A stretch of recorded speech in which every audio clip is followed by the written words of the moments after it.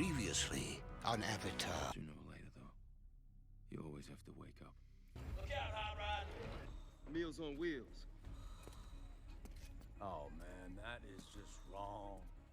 You are not in Kansas anymore. There is a hell. You might want to go there for some R&R after a tour on Pandora.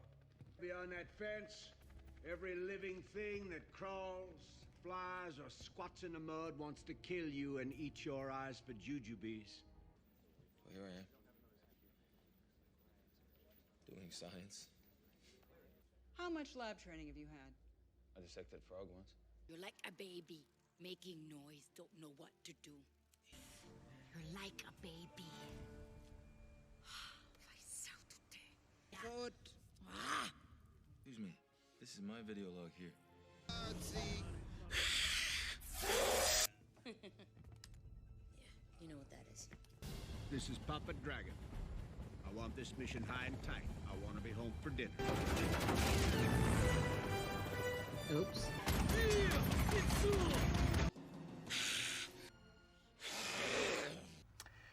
This is the worst. Finally, after 13 years, we are getting the sequel to James Cameron's Avatar called The Way of Water. Under the sea. Under the sea. Will The Way of Water be worth the wait, or has too much time passed for the average moviegoer to care? The thing is, The Way of Water is a bit of a mixed bag. What I can definitely say is that after 13 years of making this movie, with a budget nearly double than its predecessor, and this is all we got? This is the worst.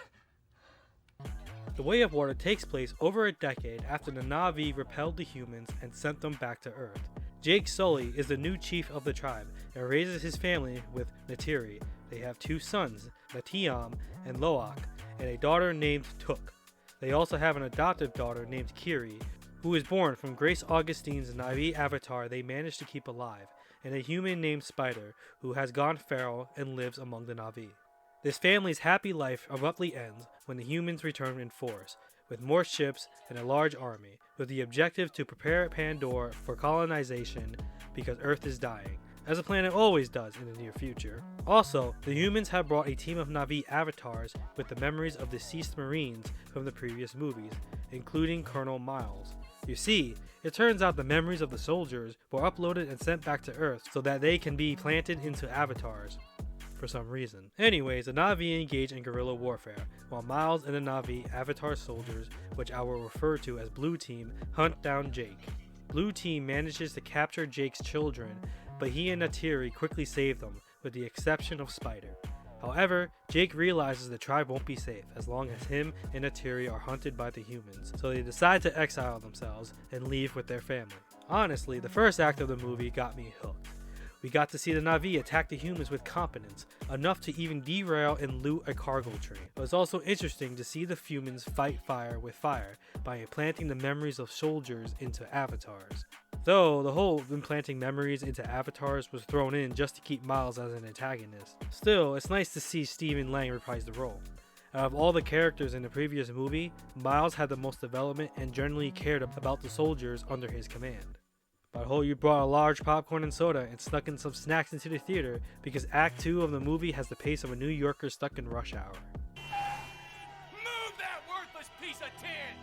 Act 2 kicks off with the Sully family traveling to another Na'vi clan who reside along the seaboard, who I will refer to as the Sea Folk.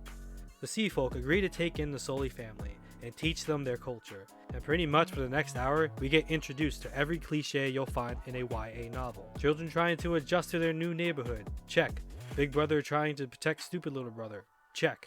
The daughter's weird and can't fit in, check. Bullying, check. Teasing, check. Teen romance, check. Unnecessary love triangle? Thank the gods, there's no love triangle. No. No. No. No. No. No. No. No. No. Gods, this second act just drags on no matter how good the movie looks. There are also some scenes of Spider, who turns out to be Miles' son for some reason, teaching Blue Team about Na'vi culture and the language, but that does little to break up the monotony. Anyways, Kiri has a seizure because she decides to connect her tree to a home tree that's just the same as the first one, only it's underwater. And Jake is forced to call for his clan for medical aid. Blue team tracks them and commandeers a group of humans who have been hunting whales. And thus we are introduced to the movie's preachy environmentalist message. In the previous movie, the humans were mining Pandora for a valuable metal they were too lazy to name. This time, humans have been hunting space whales to harvest their brain juice to extract an enzyme for creating an anti-aging juice.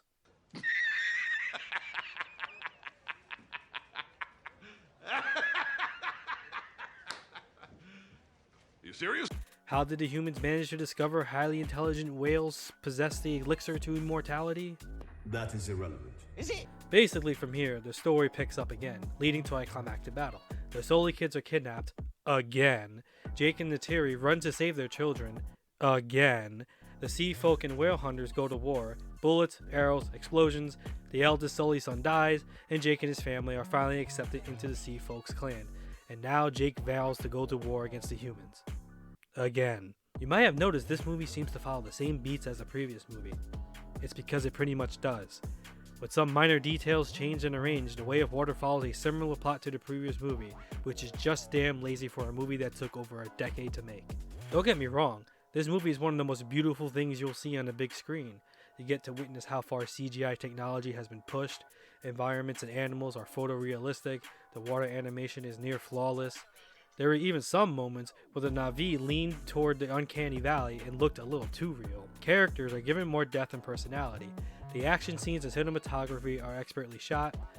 We also get to see a strong family and father leading his family. Not to mention the family aspect of this movie is the strongest part of The Way of the Water. But beyond that, The Way of Water has little more to offer. The plot is almost cut and paste from the previous movie.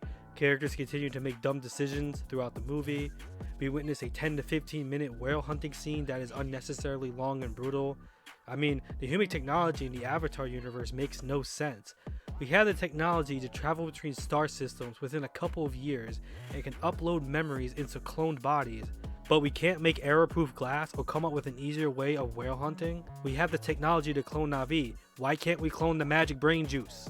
That is irrelevant. Is it? This movie is just riddled with problems. As I said before, after 13 years of making this movie with a budget nearly double its predecessor, this is all we got. Another expensive movie filled with problems, yet it looks spectacular. Polish a turd, it's still a turd. In the end, The Way of Water is a mixed bag. I personally found enjoyment in the movie, but I find it hard this movie will make its budget back because anyone who sees this movie won't be willing to slog through the second act. The third Avatar film was filmed at the same time as the second, so there is a possibility James Cameron can fix the problems of the first two movies and stick the landing with the third, but that remains to be seen. Please comment below, as I would like to hear your own thoughts about The Way of Water. My name is Deviant, and I'll see you next time.